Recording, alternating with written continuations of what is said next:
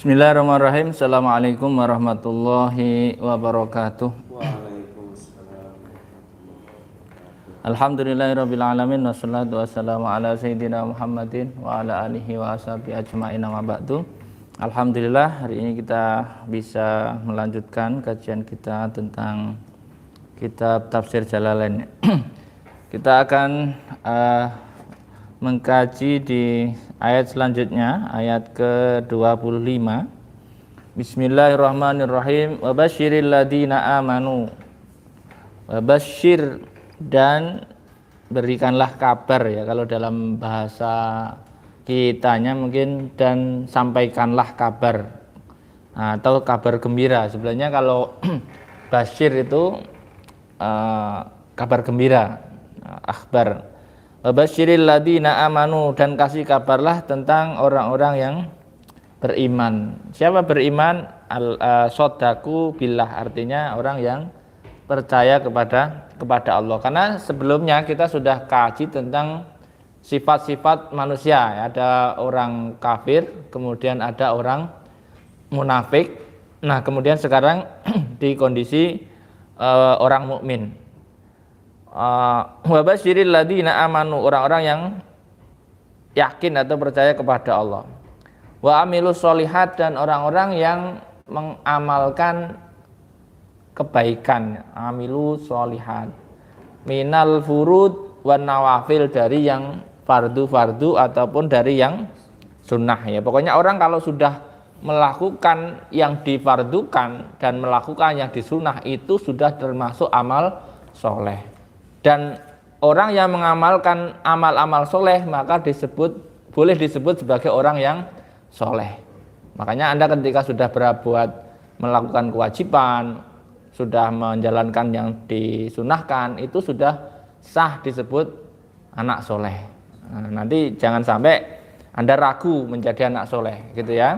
Waladin solihin yat ulah, itu maksudnya dalam hadis yang lain kan dikatakan idza matabnu adama in qata amalu illa min salasin shadaqatin jariyatin au ilmin yuntafa'u bi aw waladin sholihin.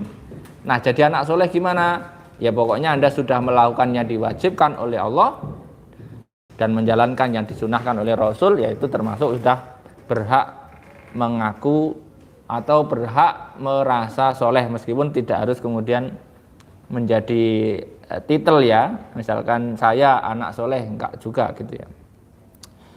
Kemudian anna lahum bi anna lahum, sesungguhnya bagi mereka jannatin itu apa? Kalau dalam tafsir jalan ini disebutkan hadaiko data syajarin wa masakin.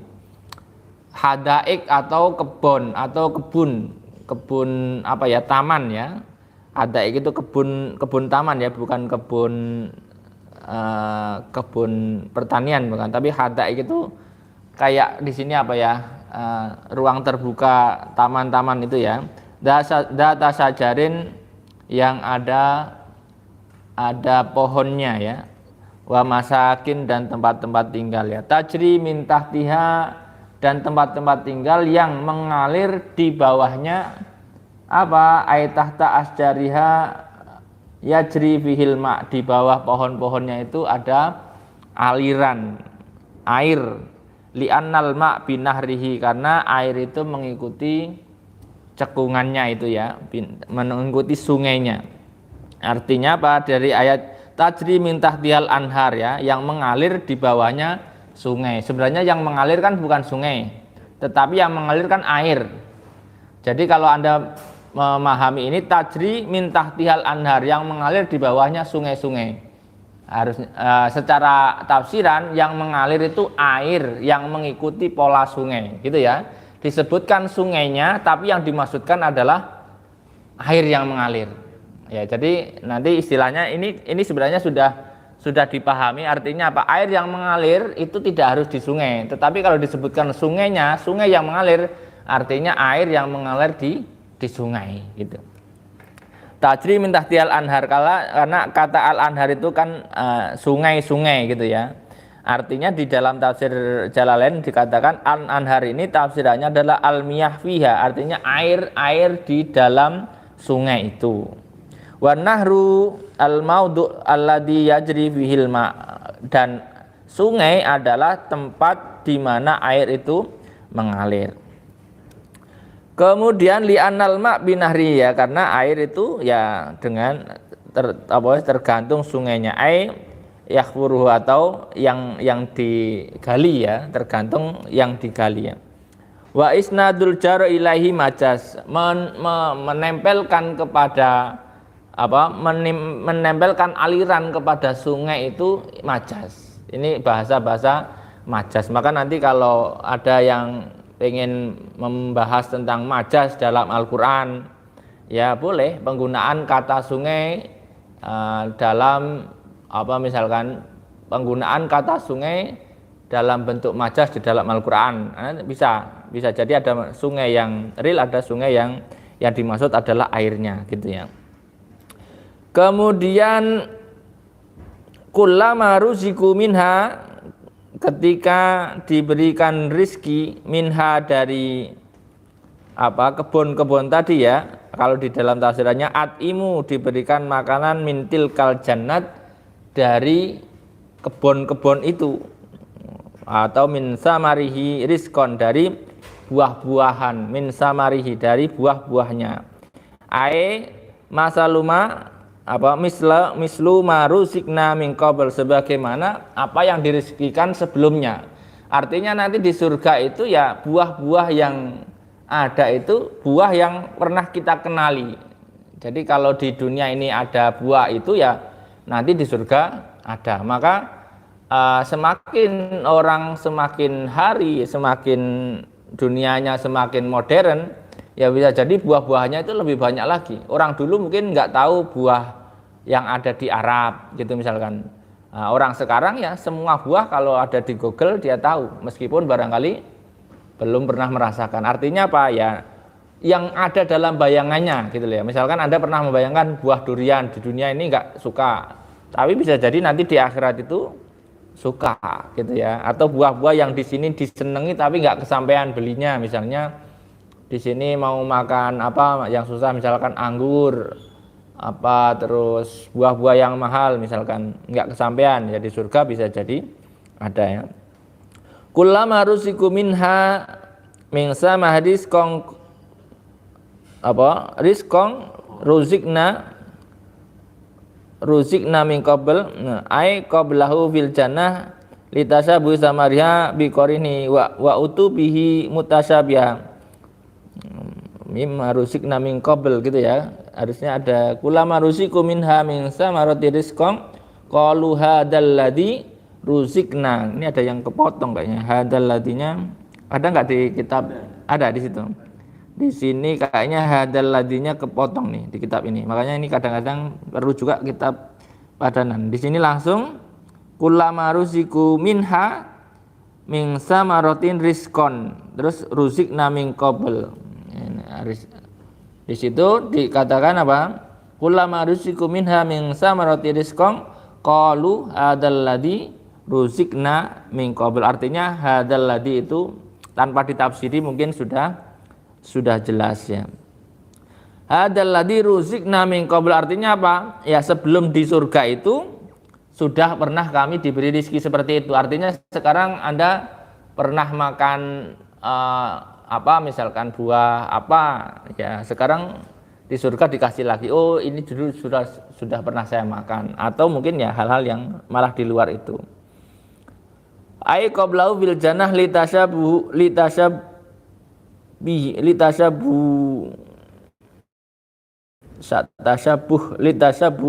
samariha, ya litashabuh sama biqorinatin wa utubihi ai jiu birizki mutasyabiha wa utubihi mutasyabiha, dan hal-hal yang terkait atau serupa dengan buah itu, ya pokoknya serupa itu artinya bisa jadi nggak sama tapi sama, kayak jambu. Anda kalau ada jambu, pikiran Anda mungkin jambu itu macam-macam, mesti ada jambu misalkan ada, anggaplah jambu yang pakai biji pun macamnya banyak. Barangkali di sini jambu putih, jambu merah, jambu apalah misalkan, ya. Ada yang gede, yang kecil, ada yang manis, ada yang asam. Nah, pokoknya dan semacamnya lah, variasinya itu nanti di sana itu lengkap. Kalau mungkin kalau seperti di kita mungkin mangga ya ada mangga Indramayu, mangga Arumanis, mangga macam-macam lah ya. Meskipun barangkali belum semua kita pernah memakan di dunia ini, tapi mungkin pernah memakan sebagian dari itu. Makanya wa utu bihi mutasyabiha, dan diberikanlah hal-hal yang serupa ya, macam-macamnya. Kemudian yusib ba'dun launan wa yahtalifu ta'man. Ya, ini kan disebutkan di dalam itu sama modelnya tetapi mungkin rasanya berbeda. Sama-sama mangga aromanis sama mangga yang lain mungkin rasanya berbeda. Walahum fiha azwaj, dan bagi mereka di dalam surga itu azwaj. Apa itu azwaj? Pasangan-pasangan. Dan ini bukan hanya untuk laki-laki ya. Selama ini kan kesannya yang ditawari bidadari itu laki-laki. Padahal sebenarnya di situ ya intinya di surga itu bebas. Ya, jangan dibayangkan kayak di dunia. Kalau di dunia ya tentu tidak. Kalau di surga itu loss. Ya, misalkan ya pokoknya kira-kira gambarannya begitulah. Laki-laki ya nggak ada batasnya. Misalnya sehari mau 1.000 ya silakan. Nah, ya perempuan juga sama. Tapi kan mungkin ya orang tidak begitu terus kan, kira-kira kan pengennya ya, namanya orang nggak mungkin mungkin awal-awal yang belum nikah seperti ini mungkin pikirannya sehari 1.000 kali kuat. Kalau di surga ini kan nggak ada batas kelelahan. Beda dengan di dunia itu mungkin ya nggak bisa lah 100 kali. Kalau di akhirat karena waktunya panjang ya sah-sah saja ya, karena waktu di akhirat nanti beda ya, 1 hari di akhirat itu setara dengan macam berapa ribu tahun lah kira-kira ya, berapa ribu tahun, bukan. Jadi sehari itu kalau Anda bayangkan ya lama sekali. Tetapi kalau lagi seneng enak-enak saja. Jadi pas lagi nggak enak, yang repot yang di neraka itu 1 hari kok lama sekali. Jadi kalau orang sedih itu kan pengennya hari itu cepet kan. Tapi kalau orang seneng pengennya itu hari panjang. Nah di dunia ini kan kalau Anda seneng kok bilangnya mesti kok udah selesai ya. Kok perasaan baru sebentar udah selesai. Itu karena di dunia. Tapi nanti di akhirat itu Anda dikasih waktu yang lama sekali untuk menikmati kesenangan itu. Jadi kalau 1 hari itu bertahun-tahun, ya masuk akal lah. Bisa 1 hari itu istrinya ya ganti beribu-ribu lah, kira-kira begitu ya. Nanti Anda bisa bayangkan. Makanya sebagian orang yang mencoba menggambar surga itu kan ya gitu, istrinya gonta-ganti dan sebagainya. Itu di dunia nggak boleh. Tapi kalau di surga nanti ya loss, sudah nggak ada aturan, karena di surga itu bebas, nggak ada capeknya, nggak ada ininya dan sebagainya.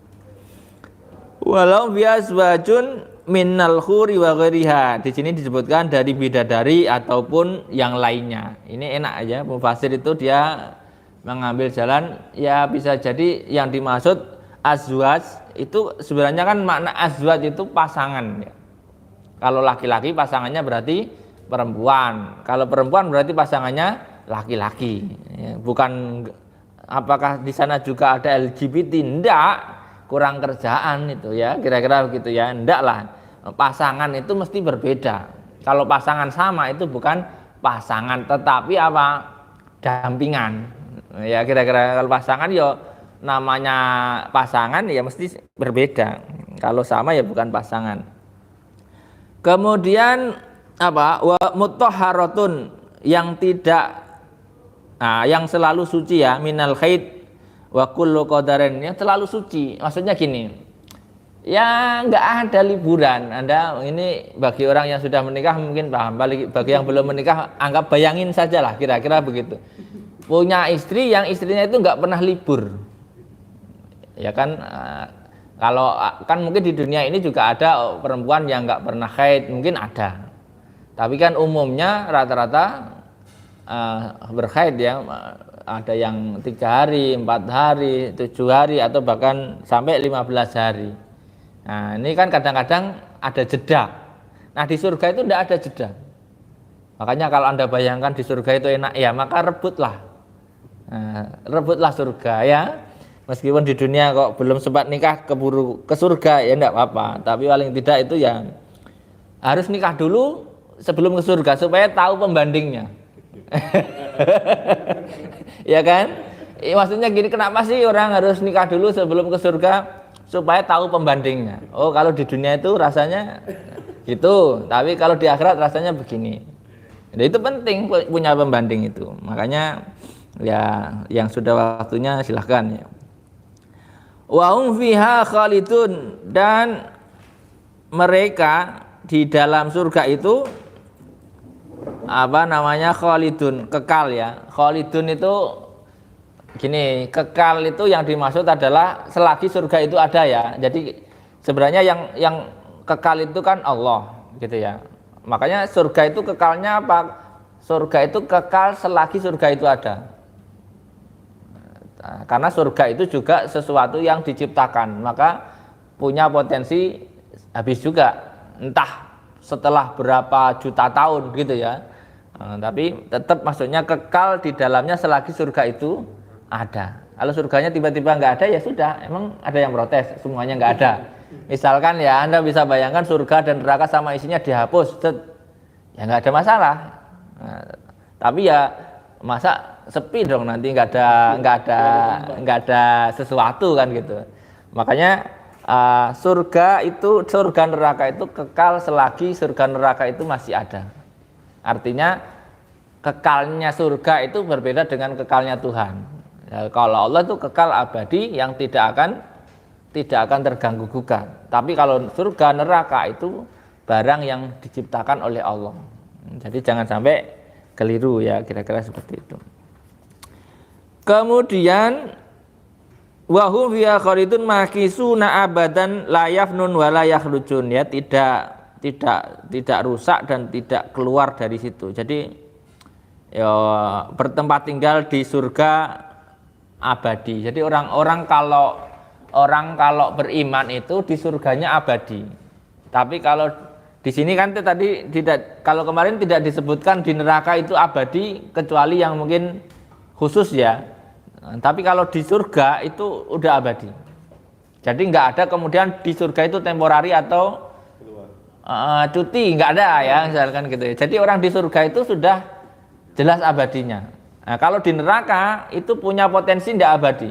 Kalau di neraka punya potensi itu hanya mungkin mampir atau mungkin iseng gitu ya, atau nyari apa gitu. Nah, di neraka. Tapi kalau di surga nggak bisa keluar. Jadi sudah nggak ada tujuan lain kalau orang di surga. Wa nazala raddan liqaulil yahud lima daraballahu masal bidubab fi qouli wa iyas lub humud dubab syai'an wal anggut bi qouli kama dan sebagainya. Jadi di sini adalah jawaban, kalau dalam tafsir ini dikatakan wa nazala raddan, ayat ini turun karena menjawab atau mengcounter ucapan orang Yahudi ketika Allah mencontohkan tentang ad-dubab atau lalat ya, fi qouli wa yaslumu dubab dan sebagainya, wal angkabut fi qouli kama salil angkabut dan sebagainya. Kemudian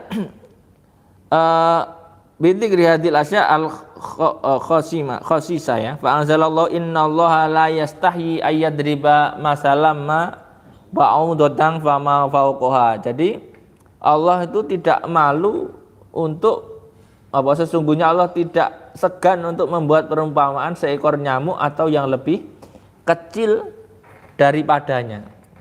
Ya, innallaha la yastahi ayyadriba masalam ma ba'udatan fama fauqaha, dan apa yang di atasnya. Anda kalau bisa memahami ini, Allah tidak malu membuat perumpamaan semisal nyamuk, wa ma fauqaha, dan apa yang di atasnya.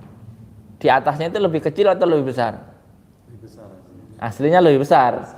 Tetapi kalau kita membahas yang sesuatu yang kecil, aslinya lebih kecil. Kalau sesuatu yang dibahas itu besar, maka lebih besar. Coba penggunaan bahasa ini ya, Anda pahami ya? Nah, ya, Innallaha la yastahi ayadriba masalam ma ba'udatan fama fauqaha. Atau yang lebih dari itu. Menerjemahkannya, bukan apa yang lebih di atas itu. Beda kan?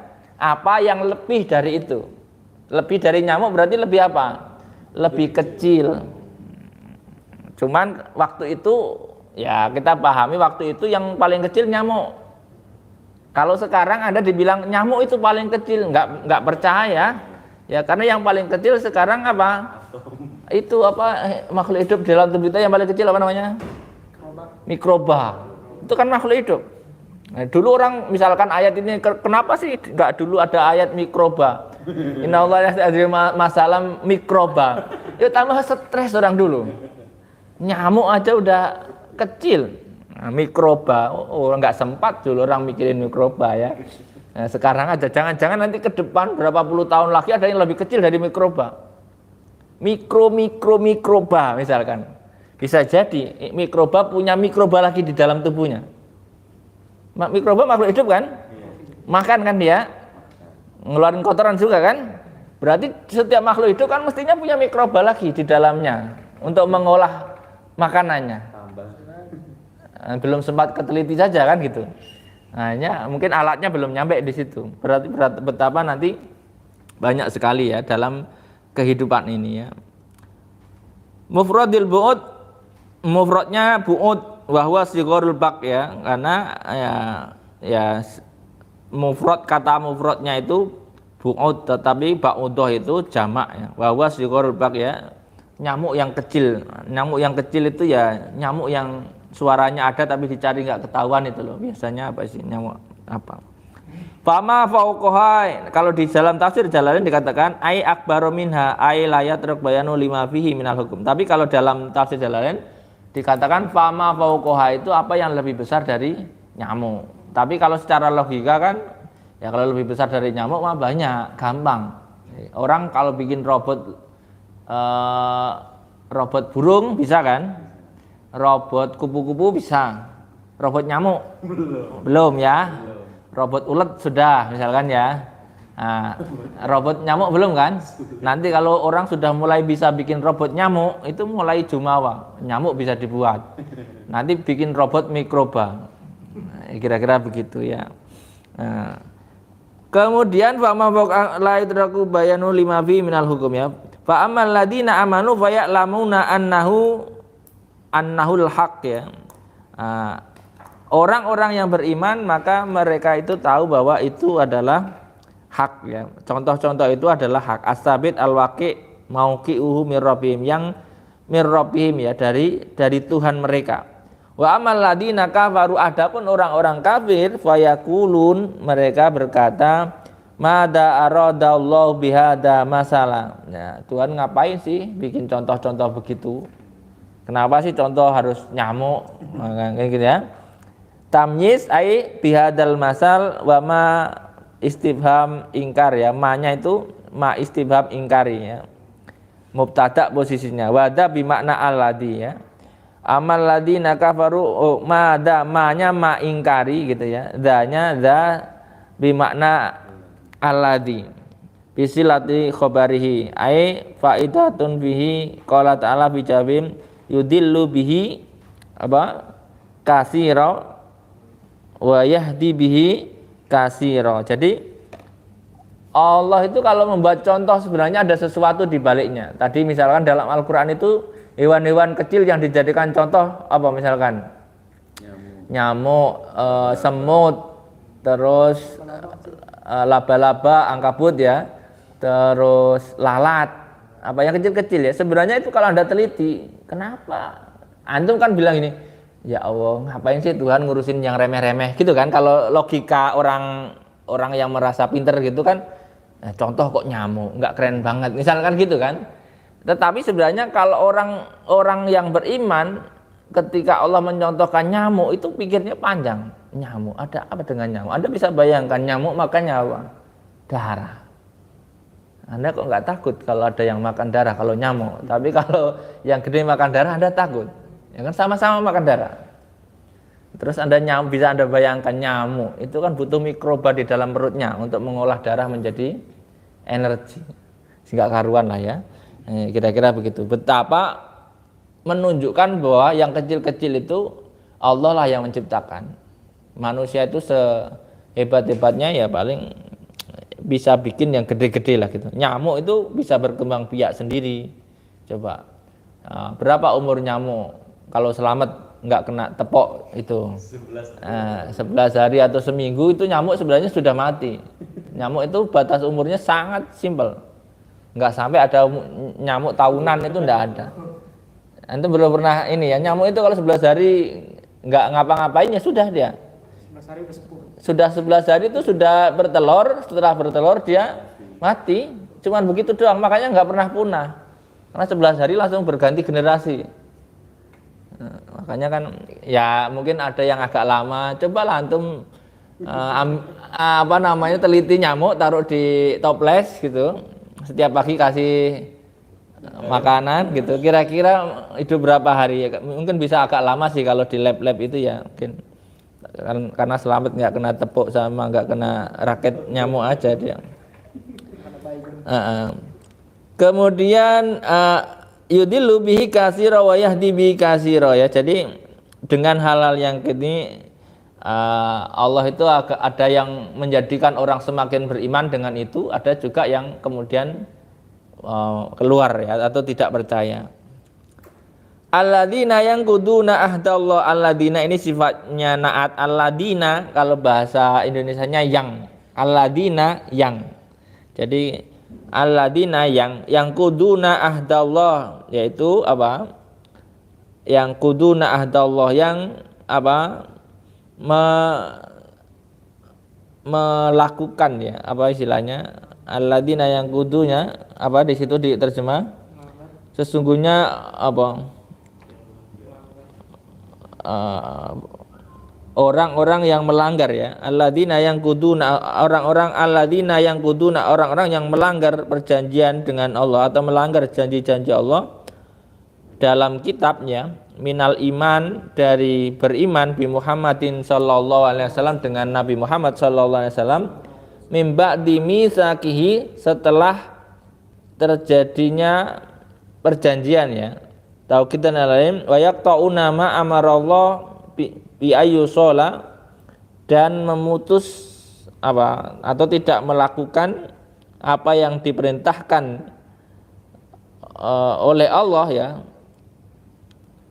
untuk apa ayyusala, untuk disambungkan ya, minal iman bin nabi warrahimi, dan silaturahmi, wa ghairi dalik an badal min domir bihi, an itu domir, ayyusala annya itu badal min domiri bihi an gitu ya, ayyusala wa yusiduna fil ard, dan membuat kerusakan di bumi, bil ma'asi, dengan maksiat, wa ta'wi anil iman, dan apa memiringkan atau menyesatkan keimanan lah.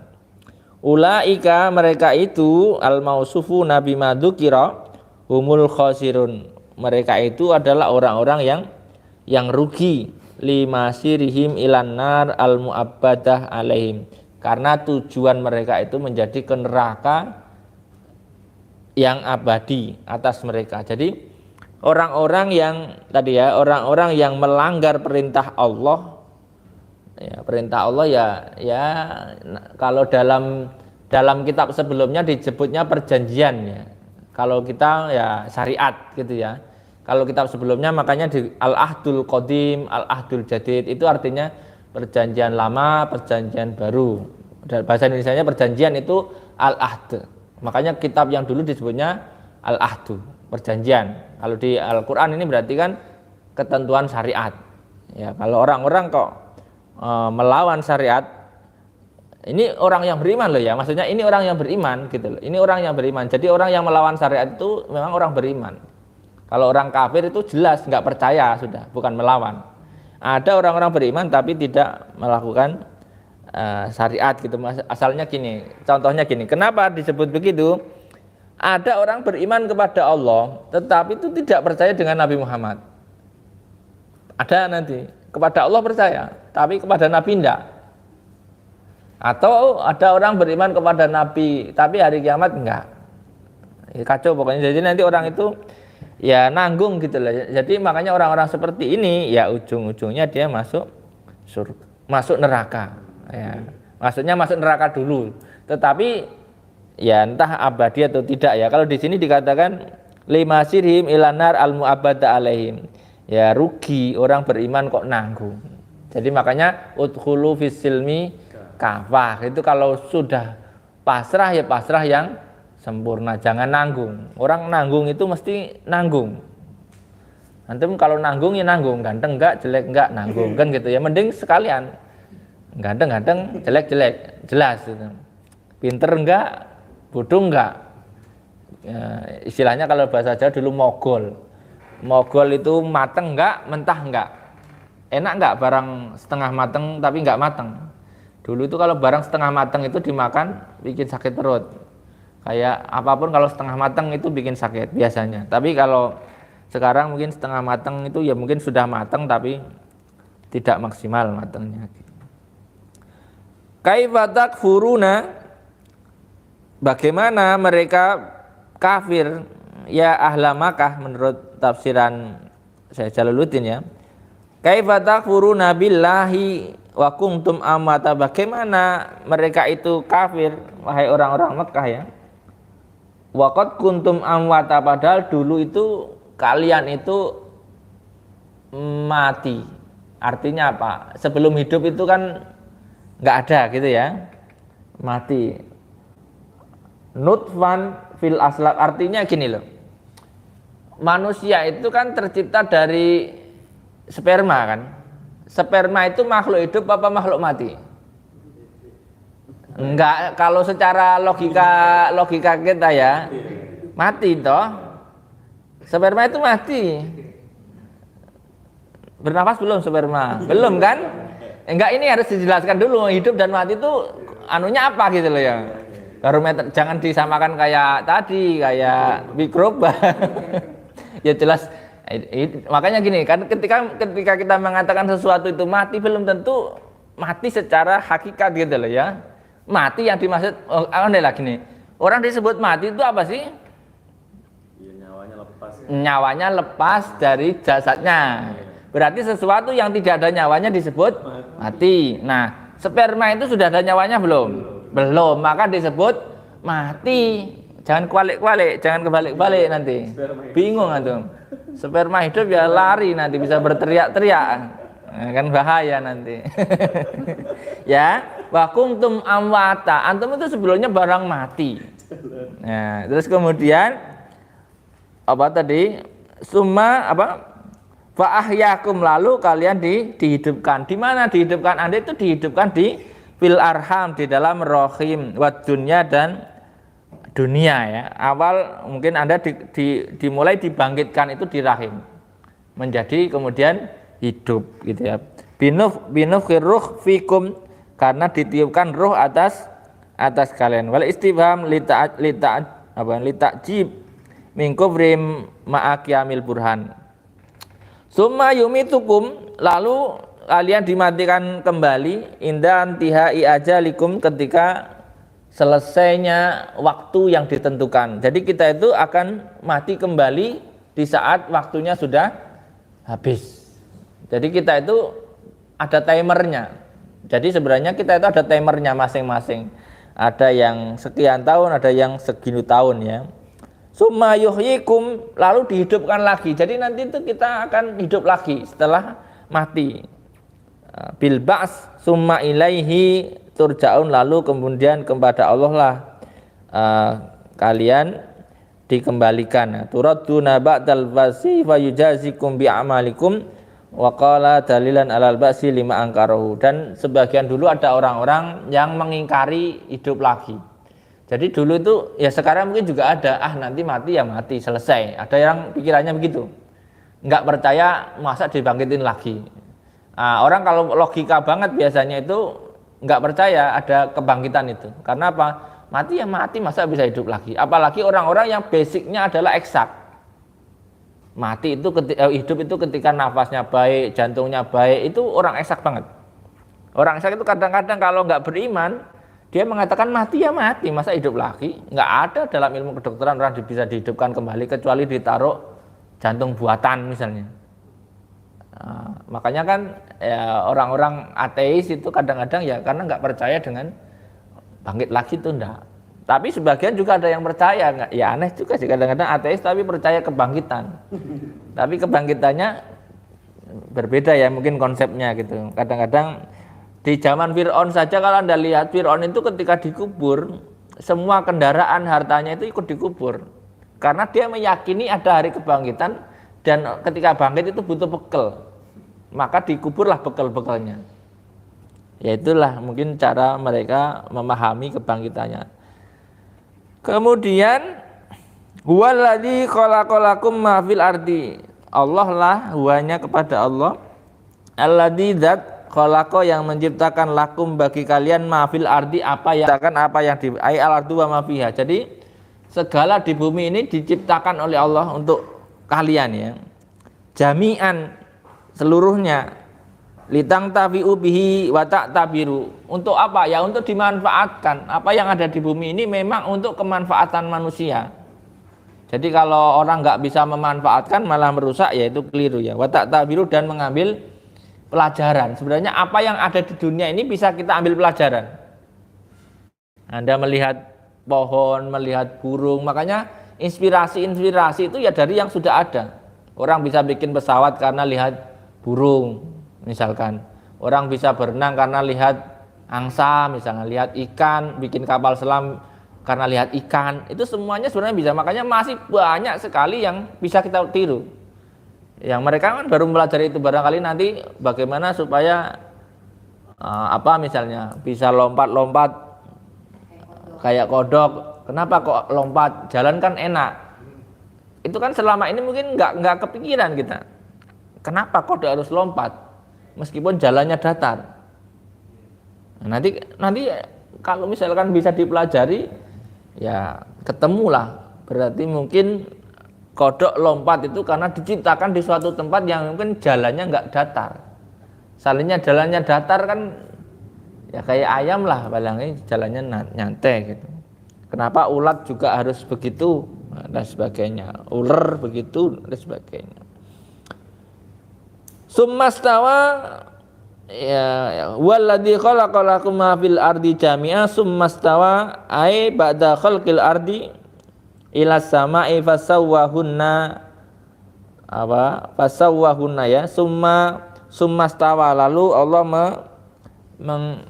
mengselaraskan ya kalau dalam bahasa ini istawa itu menyesuaikan atau meluruskan ila sama'i fasawwahunna lalu jadilah sama ya li'ana bimaknal jama' al-ailah ilahi sayyaraha kama fi ayatil ukhra faqadahuna sab'a samawatin wa huwa bikulli syai'in alim. Kalau di sini wa huwa bikulli syai'in alim mujmalan wa mufassalan afala ta'tabiruna al qadiruna la khalqi dzalik wa huwa a'damu minkum qadirun ala yan.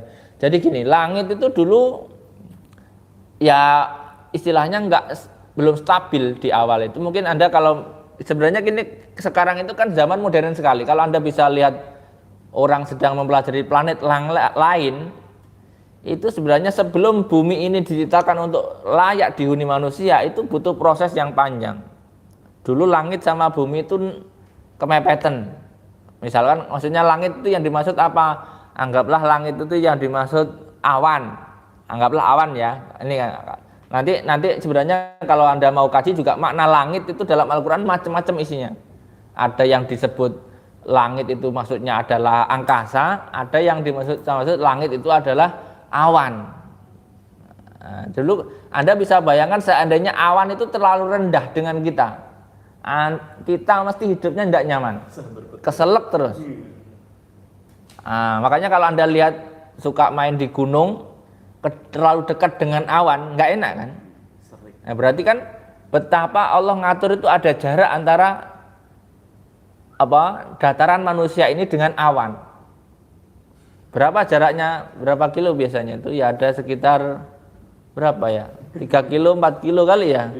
Nah, nanti ada sapnya, ada awan bagian pertama, awan bagian kedua, awan bagian ketiga gitu kan. Kalau nggak salah itu, kalau Anda pernah naik pesawat, biasanya dari bandara itu naik nembus awan. Terus di atas awan posisinya. Di atas awan ini kosong. Di atasnya ada awan lagi. Dan ini di tengah-tengah itu kayak kosong. Jadi memang kayak ada sap-sapnya gitu nampaknya. Makanya jadi kadang-kadang ada awan kosong, ada awan lagi, mungkin di atasnya kosong lagi. Makanya lebih misteri ya sebenarnya di atas itu kelihatannya mendung kecil, tapi hujan bisa jadi nggak selesai-selesai. Anda bisa bayangkan betapa orang yang nyiramin pakai pesawat bawa air aja segede itu pesawatnya, airnya cuman segitu kan. Lah kalau hujan sebanyak itu, selama itu, sampai 2 jam, 2 malam misalkan, itu stok airnya berapa?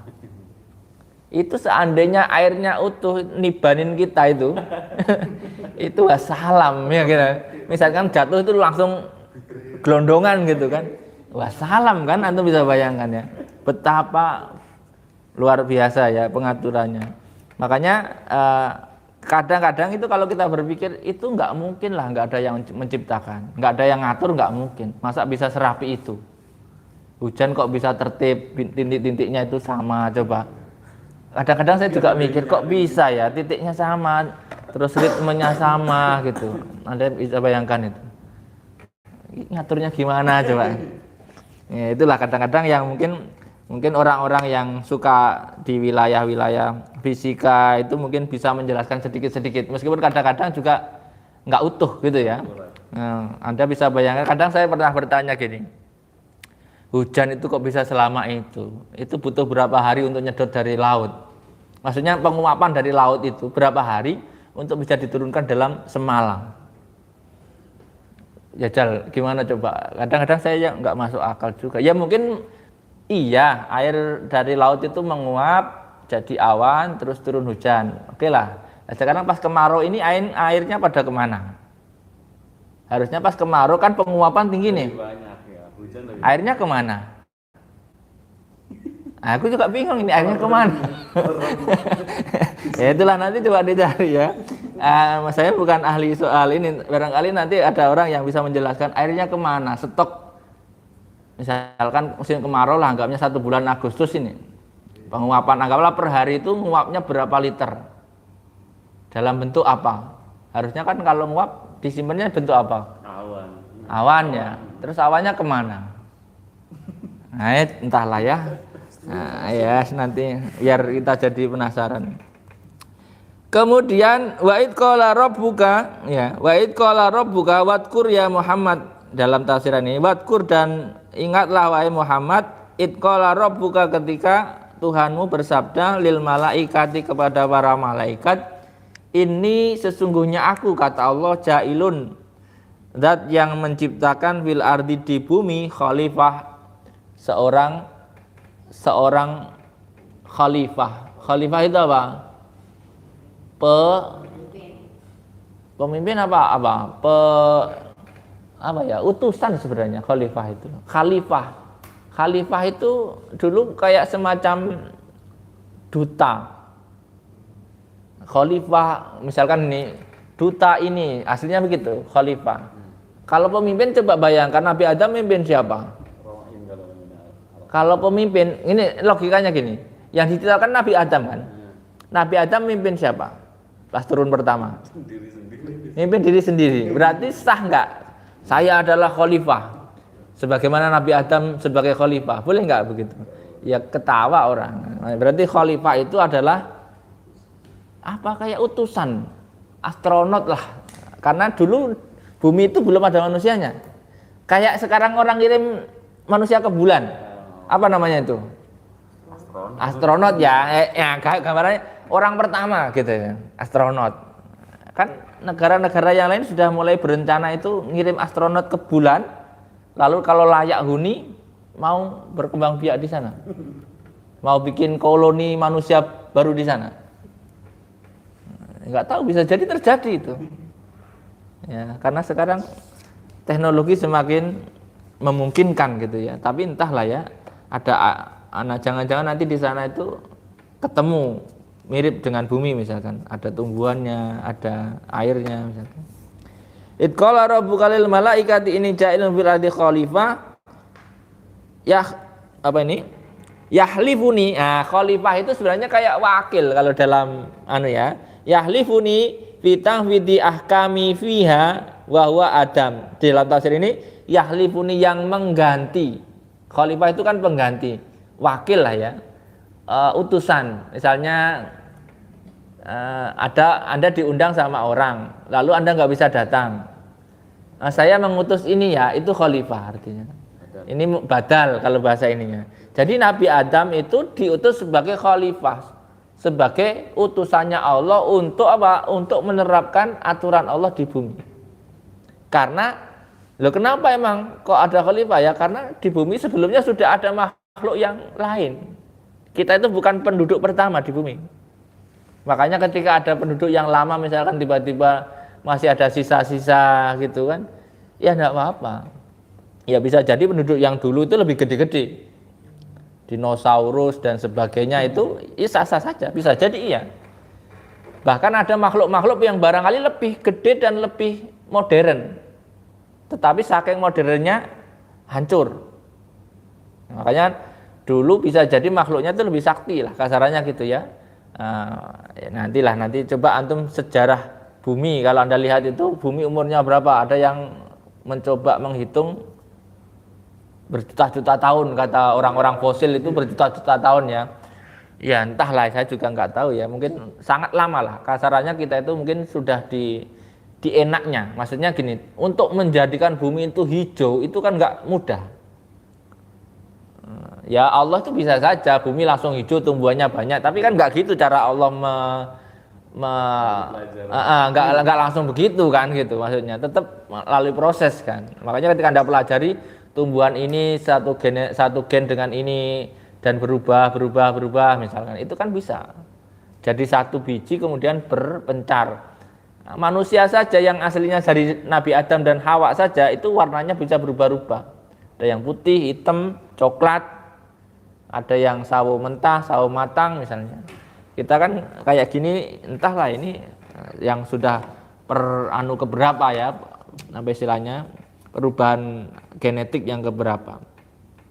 Lalu malaikat menjawab, qalu ataj'alu fiha may yufsidu fiha. Nah, ini malaikat berkata, ataj'alu fiha, adakah engkau akan menciptakan di bumi itu makhluk gitu ya, yufsidu yang akan merusak fiha di dalam bumi bil ma'asi dengan maksiat. Kalau menurut penafsiran Syekh Jalaluddin, bil ma'asi yufsidu fiha wa yusfiku dima, dan mengalirkan darah, bertumpah darah. Anda bisa bayangkan ya, kenapa malaikat sampai mengatakan seperti itu? Berarti ada apa? Ya Allah, apakah engkau akan menciptakan makhluk di bumi yang akan merusak dan menumpahkan darah? Loh, kok malaikat bisa-bisanya berkata begitu? Berarti kan ada sesuatu yang sudah diketahui. Traumatik. Ada traumatik. Berarti kan ada makhluk sebelumnya yang seperti itu. Paling juga kayak gitu ya. Ya Allah, kenapa diciptain model begini lagi sih? Gitu, kasarannya gitu ya. Mbok yang nyiptain itu kayak saya. Iya kan? Coba gini. Qalu ataj'alu fiha may yufsidu fiha wa yasfiku dima. Yariqu bil qatl kama fa'ala banul jan wa kanu fiha falama. Dulu disebutkan kalau menurut tafsir ini, sebelum manusia itu ada banul jan, anak keturunan jin ya, wa kanu fiha, dan dulu sudah ada di dunia. Falama absadu arsalallahu alaihimul malaika fataratuhum ilal jazair wal jibal. Dulu ini bumi sudah rusak dibuat perang-perangan jin. Lalu malaikat diutus untuk mengusirnya, lalu pada lari ke pulau-pulau dan ke gunung-gunung. Makanya kalau di gunung banyak jinnya, ya memang dia lari ke sana. Aslinya yang datar-datar ini dulu ditempati mereka. Lalu karena sering berantem, berperang, bunuh-bunuhan, Allah mengutus selesaikan itu, tolong dikendalikan, jenderal. Ya. Kayak begitulah ya, biar nggak kerusuhan itu, misalnya gitu. Lalu pada lari ke gunung-gunung, ke hutan-hutan, ke laut-laut, aslinya gitu. Kalau dalam tafsir lain dikatakan laut, hutan sama gunung itu tempat mereka lari. Makanya kalau antum ke sana ya wajar ketika rasanya kok aneh. Ya memang tempat mereka bukan tempat kalian. Makanya kalau ada orang ke gunung ini kurang kerjaan juga sebenarnya. Bukan tempatnya, tapi nggak apa-apa sih. Ya kalau kayak mereka ke sini juga kurang kerjaan juga, bukan tempatnya gitu lah ya. Tapi ya nggak apa-apa gitu. Namanya biar kenal lah. Tidak kenal tak anu. Wa nahnu nusabbihu bihamdik ya. Dan kami kata malaikat selalu memuji engkau. Sebenarnya malaikat ini kadang-kadang malaikat juga polos ya. Jadi gini, kalau antum misalkan antum ini soleh gitu, misalkan ya soleh, terus saya mau menghadirkan orang baru nih. Ya Allah Ustaz, nggak sayang, bu ya kami aja, kami kan yang soleh.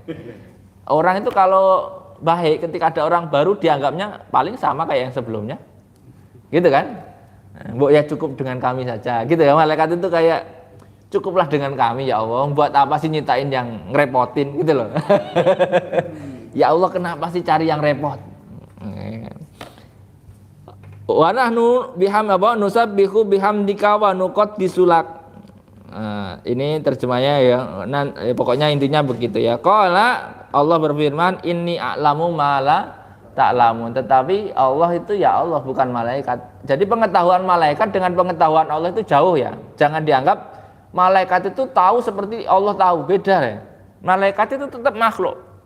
Pengetahuannya ya terbatas pada yang diberikan batasnya. Makanya nggak bisa antum kok kali sama malaikat belum tentu Allah ridho. Kasarnya begitu ya. Makanya di sini Allah menjawab inni a'lamu ma la ta'lamun. Ini nggak tahu. Kalau manusia itu beda, Bro. Gitu ya. Manusia ini memang beda dengan jin.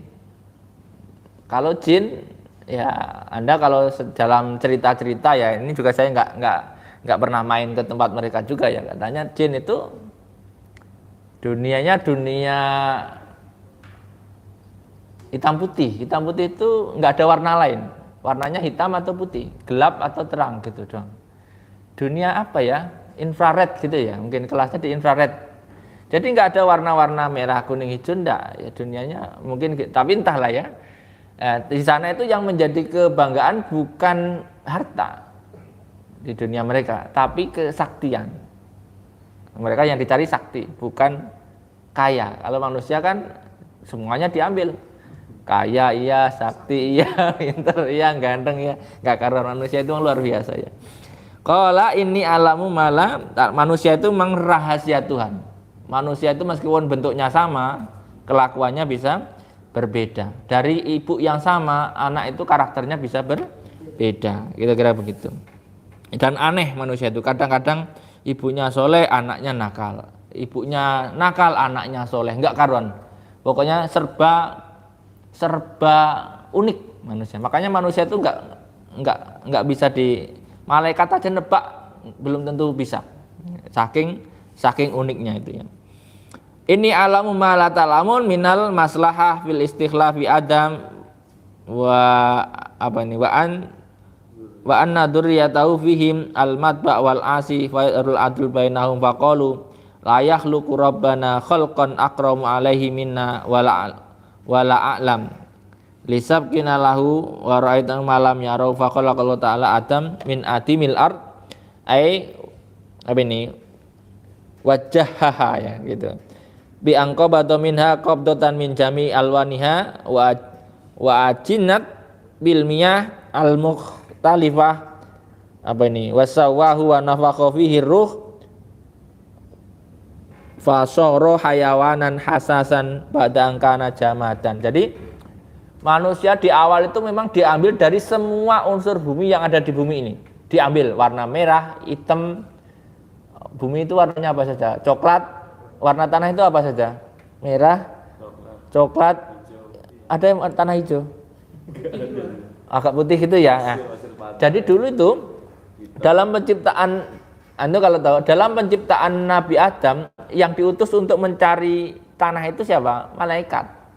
Yang nanti ujung-ujungnya malaikat itu disuruh bersujud itu, yang nggak mau. Oh saya tahu, yang ngambil saya gitu. Antum bisa bayangin ya, Tuhan membuat produk baru. Antum disuruh ambilin tanah itu. Saya mau bikin produk baru. Setelah produknya jadi, tolong hormat. Antum perasaannya gimana? Mirip nggak? Nggak jauh kan sebenarnya ya, manusiawi ya. Ya kira-kira begitu. Nantilah ini di selanjutnya ya. Wa 'allama Adamal asma. Jadi pokoknya intinya itu awalnya itu tanah liat dibuat apa sih bahasa ininya?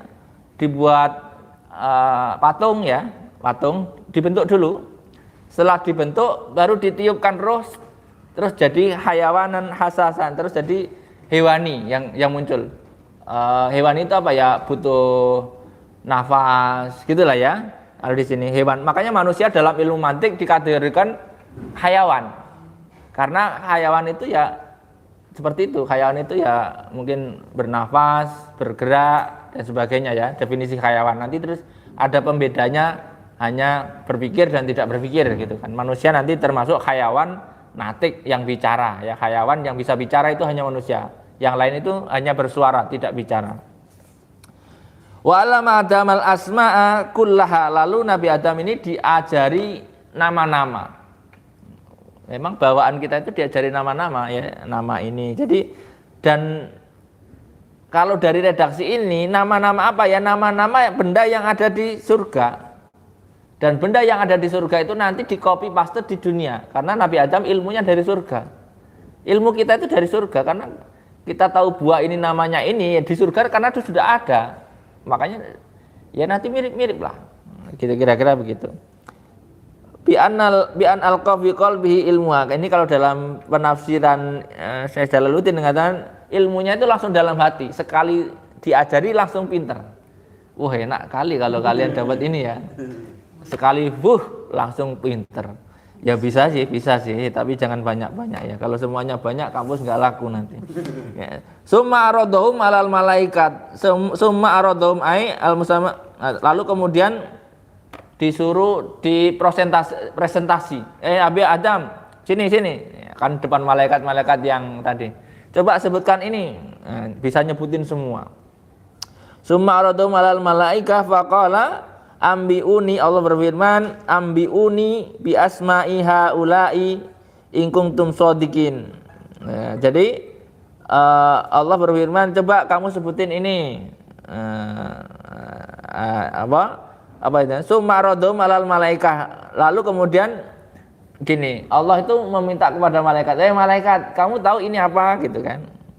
Kalau kamu memang tadi kan malaikat kan tadi buat apa sih nyiptain manusia di bumi, kan kami ini ya, lalu diuji, kamu tahu nggak ini apa? Terus jawabnya malaikat apa? Qalu subhanaka la ilma lana illa ma 'allamtana innaka antal alimul hakim. Ya Allah, saya enggak cukup ilmunya soal itu. Artinya kalau dari ayat ini Anda bisa mengkaji bahwa malaikat itu ilmunya terbatas pada waktu itu ya. Makanya ketika disuruh nyebutin ini apa, ya mungkin nggak tahu. Malaikat misalkan bilang ini apa, ya nggak tahu lah. Misalkan kecuali sudah dikasih tahu kalau ini pena misalkan. Kalau di awal-awal bisa jadi nggak tahu, karena nggak ada kepentingan malaikat pakai ini. Malaikat butuh pulpen nggak? Malaikat mencatat pakai. Emang harus pakai pulpen? Duh. Pikiran kita kalau nyatet itu pakai pulpen. Emang malaikat nyatet pakai pulpen? Beda teknologi beda. Iya beda teknologi lah. Makanya kalau Anda beda teknologi, contohnya gini lah, antum ke sebuah tempat yang teknologinya berbeda, nulis itu pakai pulpen pikiran kita. Bisa jadi dia tuh nulis nggak pakai pulpen, pakai mulut. Google tulis dong. Nggak pakai pulpen. Apakah malaikat bisa jadi lebih canggih dari itu? Masa nulis pakai pulpen, capek ya? Loh, enggak, itu kan contohnya begitu. Jadi pengetahuan malaikat dengan pengetahuan manusia itu tentu berbeda. Uang bagi malaikat enggak ada artinya, uang bagi manusia ada artinya. Kayak ya jin lah, jin itu uang ada artinya enggak bagi jin? Enggak ada. Bagi dia ya kertas. Nah, jin mungkin emas baru berarti bagi dia. Kalau uang nggak ada artinya, nggak laku di dunia mereka. Ya kan, makanya itu kayak gitu ya, ilmu itu tergantung wilayahnya ya. Qalu subhanaka tanzihan laka ya la ilma lana illa ma 'allamtana innaka antal alimul hakim. Qala lalu kemudian Allah berfirman ya Adamu ambihum bi asma'ihim. Lalu kemudian Allah menyuruh Nabi Adam, Adam coba sebutkan. Ini sebenarnya kayak promosi Nabi Adam ya.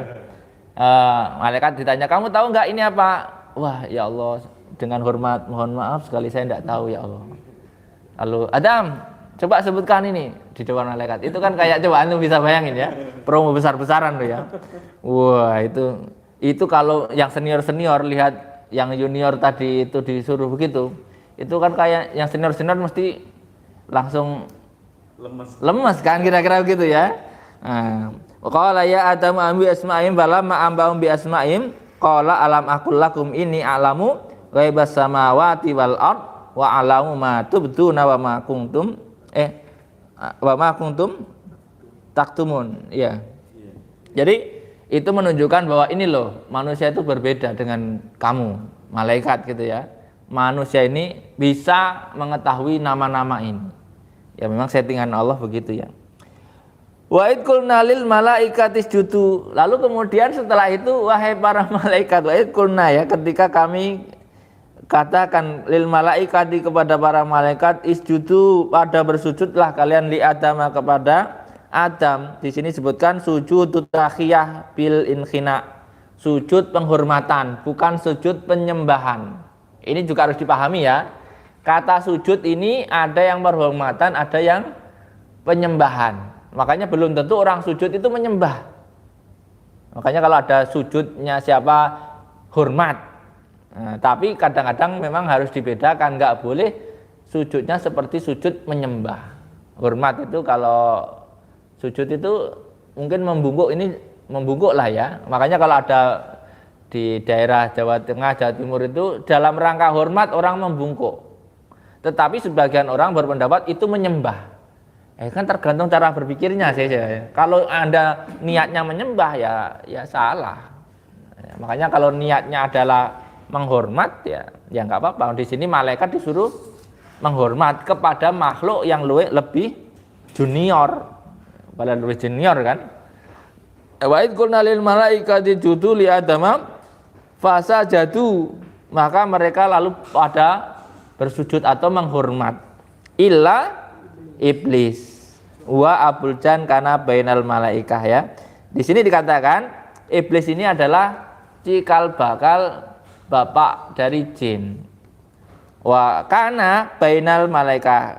Waktu itu dia ada di antara malaikat. Ini menurut penafsiran Imam Jalaluddin mengatakan bahwa waktu itu ada iblis yang ikut kumpul, ada bapaknya jin yang ikut kumpul di antara malaikat. Tapi ya nanti banyak ya, ini pendapat ini nanti Anda kalau mau kaji apakah iblis itu aslinya malaikat atau memang dia itu ikut kumpul di situ. Padahal khitabnya wa id qulna lil malaikati, wahai para malaikatku.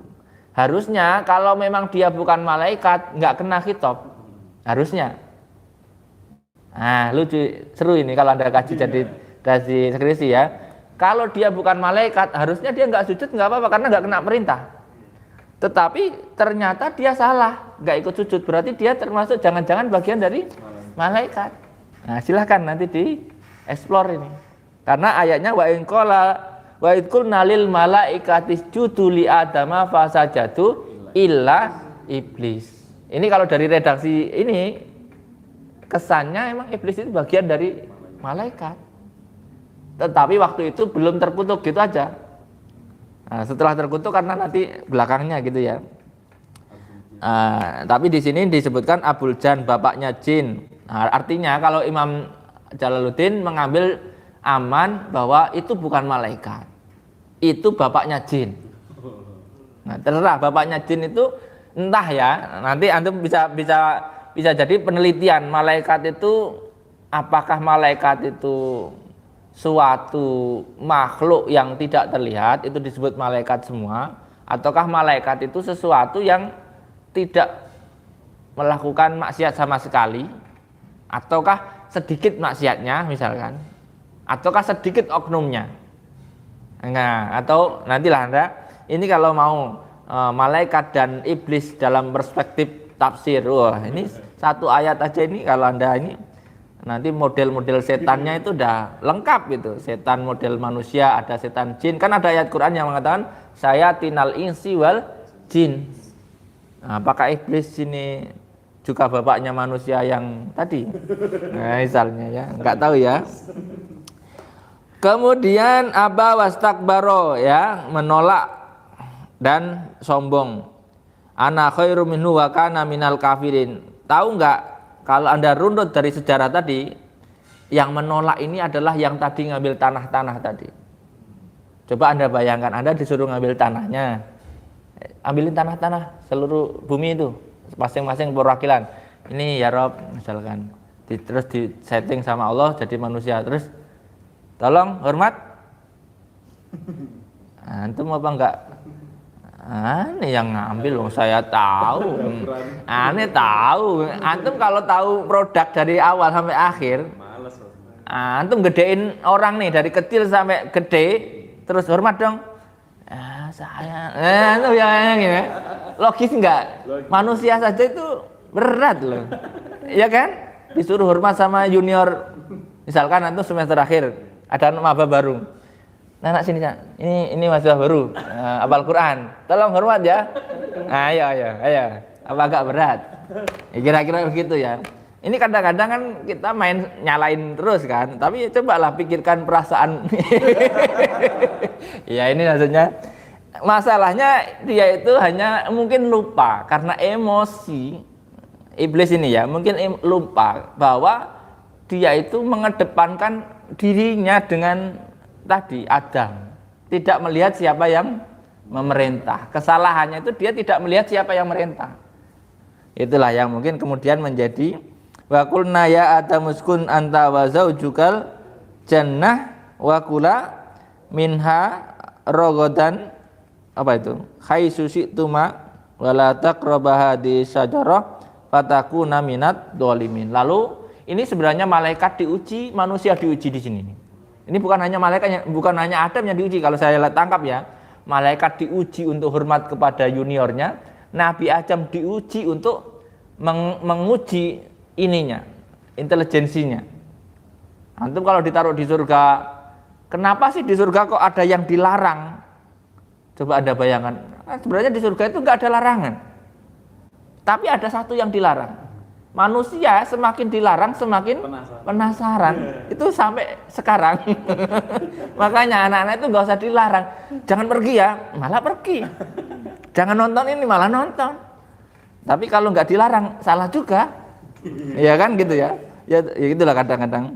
Nah, Nabi Adam itu wakula minha rogodan haitsu syi'tuma, makan sesukamu apa saja. Apa? Wala taqrabu hadhihi syajarah, tapi jangan dekat pohon ini ya. Cuman satu yang dilarang. Tapi malah dekat coba. Makanya sesuatu yang dilarang itu nanti jadi jebakan setan. Udah enggak apa-apa. Itu mah dilarang supaya ini. Wes, setan masuk kan. Fa'azallahuma syaiton, iblis ya, di sini setan ini iblis tadi. Iblis itu siapa ya tadi yang menolak ya. Idhabhuma anha ay jannah bi anqala lahuma hal adullukuma ala sajaril khuld. Jadi Nabi Adam lalu diprovokasi. Kenapa sih kamu tahu enggak? Orang itu kan penasaran. Tahu enggak kenapa Allah melarang kamu dekat pohon ini? Ini adalah pohon khuldi, pohon keabadian. Antum kenapa bilang berarti saya nggak boleh abadi dong ya gitu ya. Kalau pengen abadi ya kamu dekat situlah. Kalau bisa makan buahnya supaya abadi gitu kan. Dan sebagainya. Fa'azallama syaiton anha fa akhrajahuma mimma kana fi faqul nahbitu fa akhrajahuma mimma kana fi, lalu kemudian fa akhrajahuma mengeluarkanlah, Allah mengeluarkan itu ya setelah makan ya, lalu kenikmatan surgawinya itu hilang setelah Adam itu memakan buah yang ada di pohon itu ya. Wa qulna bitu ilar ari, ini sebenarnya dalam ayat ini singkat tapi perjalanan ini panjang sebenarnya. Prosesnya nggak langsung makan langsung kamu turun, enggak gitu. Tapi ini prosesnya panjang. Jadi ditanya dulu, "Kenapa kamu makan?" Ya, iblis itu berani bersumpah atas nama Allah kalau dalam tafsir lain. Sumpah demi Allah, kamu dilarang itu karena iblis kan sah-sah saja dia bersumpah palsu. Makanya kalau ada orang sumpah palsu itu sekelas iblis. Atas nama Tuhan. Nabi Adam itu polos. Ketika ada orang mengatas nama Tuhan, masa kita nggak percaya? Polos. Nabi Adam. Tapi karena kepolosan itu dia kejebak. Tapi memang ini ya memang Adam bukan untuk di surga dari awal jelas ya. Ini memang strateginya begitu. Seandainya tiba-tiba di surga disuruh turun, Adam tolong turun ke bumi. Mau nggak? Ya Allah, kan udah enak di sini. Makanya dibuat skenario supaya Adam terima juga turun ke bumi. Allah itu maha luar biasa ya ngatur supaya orang terima dengan keputusannya itu dikasih alasan. Sebenarnya kan Allah sah-sah saja. Adam kamu turun, bleng. Surga dan bumi itu sama misalkan. Tapi kan nggak sama, surga dan bumi kan nggak sama. Di bumi panas ya. Antum bimastamalat alaihi min dzurriyyatikuma ya, ba'dukum li ba'din adu. Dan memang disetting nanti sebagian diantara dengan sebagian yang lain itu akan bertengkar. Memang manusia itu disetting dari awal nanti akan ada pertengkaran. Di sini ya, ba'dukum li ba'din adu ya. Walakum fil ardi mustaqor, dan Anda akan bertempat tinggal di bumi. Mustaqor ya, wa mataun, dan sesuatu yang bisa dinikmati ilahin hingga waktu yang ditentukan. Jadi kenikmatan di bumi itu terbatas. Ya, ada waktunya. Tidak seperti di surga. Fatalaqa Adamu min rabbihi kalimat alhamahu iyyaha ya. Fatalaqa Adamu min rabbihi kalimatin fa atammahunna ya. Apa di situ? Fatalaqa Adamu min rabbihi kalimatin fataba alaihi innahu at-tawwabur rahim. Tetapi kemudian Nabi Adam itu bertaubat. Nabi Adam itu meskipun, nah makanya gini, Nabi Adam itu kan melakukan kesalahan karena digoda setan, tetapi tetap bertanggung jawab atas perbuatannya. Jadi jangan lagi nanti Anda itu, kenapa kalian melakukan dosa? Digoda setan. Itu enggak ada, karena Nabi Adam juga digoda setan, tetap menanggung akibatnya. Tetapi makanya dalam kajian lain, Nabi Adam itu adalah contoh manusia yang bertanggung jawab. Karena dia melakukan kesalahan, dia pasang badan, menerima akibatnya, dan bertobat. Makanya Nabi Adam itu kalau dalam tafsir lain dikatakan nangisnya di bumi itu menjadi sungai. Saking lamanya. Nabi Adam itu saking merasa bersalah, nangisnya bertahun-tahun. Sampai aliran air matanya itu jadi sungai. Ini dalam tafsir lain ya, nanti Anda cocok atau tidak. Sampai kemudian itu malaikat ngasih kabar, sudah tobatmu sudah diterima. Dia baru mulai ceria kembali, baru menjalani kehidupan. Makanya kan Anda lihat yang turun duluan siapa? Nabi Adam. Nah, ya itulah kalau kita maknai secara positif, memang Nabi Adam itu diciptakan untuk di bumi. Kalau dimaknai secara positif, kalau dimaknai secara lain, ya memang manusia itu ketika dilarang itu malah penasaran. Makanya orang-orang yang dablek itu kan mencoba yang dilarang. Nah, jangan kenceng-kenceng malah kenceng, kan gitu ya. Jangan bolos malah bolos dan sebagainya. Ya kira-kira seperti itu. Jadi dari sini sebenarnya tadi kajian kita tentang kabar gembira bagi orang-orang yang mukmin, kemudian juga perumpamaan, lalu kemudian teori penciptaan manusia, bahwa manusia itu khalifah fil ardi, artinya orang yang diutus di bumi ini untuk menegakkan kehendak Allah. Meskipun ya ada manusia-manusia yang mungkin seperti yang digambarkan malaikat tadi, memang secara genetik itu mungkin seperti yang digambarkan malaikat. Ya, tadi membuat kerusakan lalu berperang. Itu bawaan dari sifat manusia sebelumnya. Lalu kemudian mungkin ada sisi-sisi orang yang dapat petunjuk, itulah menjadi khalifah. Khalifah ya Anda mungkin bisa jadi termasuk orang-orang yang dijadikan khalifah untuk membenahi bumi ini supaya baik ya. Sebenarnya kan kalau dalam tafsir yang luas lagi nanti bumi itu menangis kalau ada makhluk yang tidak menyembah Allah, kira-kira begitulah, atau dibuat maksiat itu sebenarnya bumi menangis. Tapi ya sebagian orang mungkin nggak percaya kalau seperti itu, dianggapnya bumi ya barang mati yang seperti itu. Demikian, semoga ada manfaatnya apa yang kita kaji pada sore hari ini. Terima kasih. Hadanallahu wa yakum wa lafu minkum wallahu muwaffiq ila aqwamit thoriq. Assalamualaikum warahmatullahi wabarakatuh. Waalaikumsalam warahmatullahi wabarakatuh.